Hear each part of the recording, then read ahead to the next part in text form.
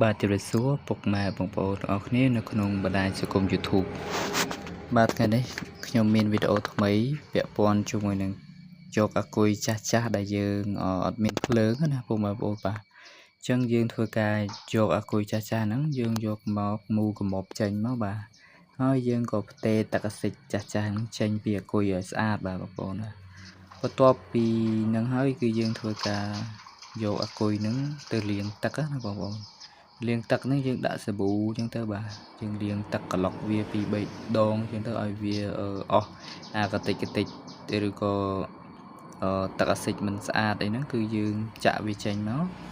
តបមកយើងលាងជាមួយនឹងសាប៊ូឲ្យស្អាតបាទយើងលាងក្លុកវា2 3ទឹកអញ្ចឹងទៅបាទដើម្បីអាគុយរបស់យើងវាអស់កតិចឬក៏ទឹកអាស៊ីតចាស់ចេញណាអញ្ចឹងយើងលាងជាមួយនឹងសាប៊ូមកបាទអញ្ចឹងពុកម៉ែបងប្អូនហាយសាប៊ូខ្វោកមកបាទហើយចាក់ក្លុកឬក៏លាងវាកូរវាអីពេញហ្នឹងទៅបាទហើយយើងចាក់ទឹកនឹងចេញមកលាងមួយទឹកទៀតទៅលាង3ទឹកបាទបងប្អូនមើលតាទឹករៀងសហើយគឺយើងចាប់ផ្ដើមយកអាគុយហ្នឹងទៅដាក់ដាំទឹកអញ្ចឹងណាដាក់ដាំទឹកហើយយើងធ្វើការរោយសាប៊ូហ្នឹងនៅក្នុងអាគុយហ្នឹងដែរបាទអញ្ចឹងយើងលាងវា2 3ទឹកហ្នឹងមកបាទដើម្បីអាគុយរបស់យើងស្អាតបាទហើយវាអត់មានកតិចមានអីចឹងណាអញ្ចឹងគឺខ្ញុំប្រើសាប៊ូម្សៅបោកក្អៅហ្នឹងបាទយើងចាក់វានៅក្នុងហ្នឹងមកហើយយើងយកច្រាសមករុះស្អាតអាគុយរបស់យើងណា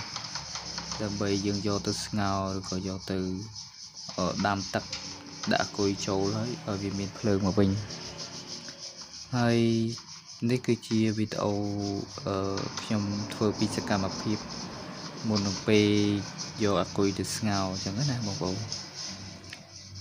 ស្ងោររយៈពេលដូចជា1 ម៉ោងកន្លះអញ្ចឹងទៅបាទសម្រាប់ពុកម៉ែបងប្អូនមានហ្គាសបានស្រួលបាទបើមានអស់អីហ្នឹងគឺពិបាកអស់ច្រើនអញ្ចឹងណាបើតែបើមានហ្គាសគឺស្រួលយើងបើកហ្គាសទៅចង់ដាក់ប្រមាណម៉ោងបានតែ1 ម៉ោងកន្លះទៅបានហើយបងប្អូនបាទកុំឲ្យវាយូរពេកបាទអញ្ចឹងពុកម៉ែបងប្អូនដោះឲ្យស្អាតចឹងមកបាទហើយយើងធ្វើការដាក់ជើងម៉ាមួយមកបាទតុកមួយដើម្បីដាក់អាគុយឲ្យផ្កាប់ទៅឲ្យវាហូរទឹកសាប៊ូនឹងចេញអស់យើងលាងដូរចុះឡើងឲ្យទឹកវាស្មីស្អាតចឹងណា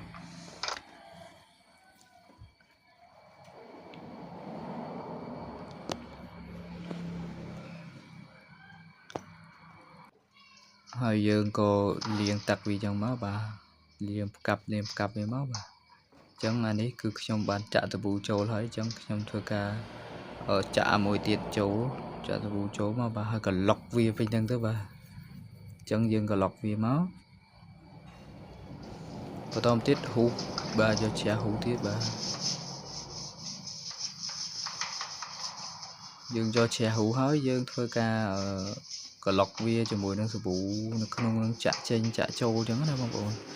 ដើម្បីឲ្យសាប៊ូវាកាត់អាជាតិកតិចទីនៅក្នុងអាគុយហ្នឹងបាទ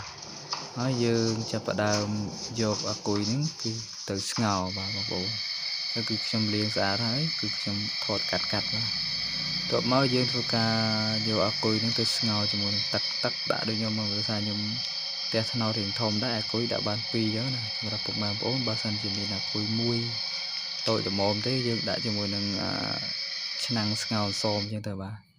អានេះគឺជាសកម្មភាពពេលដែលពោះណាបងប្អូនអញ្ចឹងបើសិនជាពុកម៉ែបងប្អូនបាទគិតថាវីដេអូនេះមានប្រយោជន៍ក៏ភ្លេចជួយចុច Subscribe និងដាក់រូបកណ្ដឹងម្នាក់មួយបាទនិង Like ជួយ Share ផងដែរបាទអញ្ចឹងជួបគ្នាវីដេអូបន្ទាប់ពីដែលបញ្ចុះ